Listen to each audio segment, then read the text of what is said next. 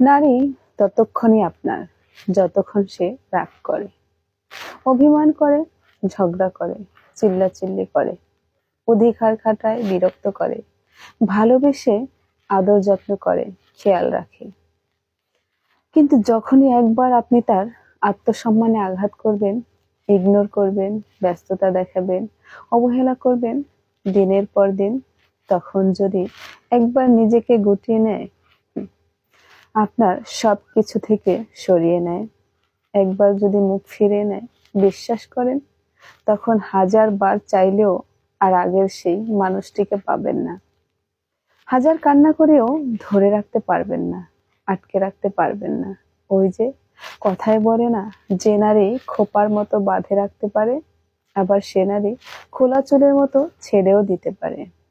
তাই বুঝতে শিখুন, জানতে শিখুন, সম্মান করতে শিখুন, আগলে রাখতে শিখুন।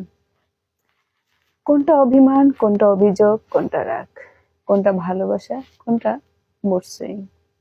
শুধু ছেড়ে গেছে, চলে গেছে, মন ভরে গেছে, এই অপবাদ না দিয়ে চলে যাওয়ার কারণ খুঁজুন।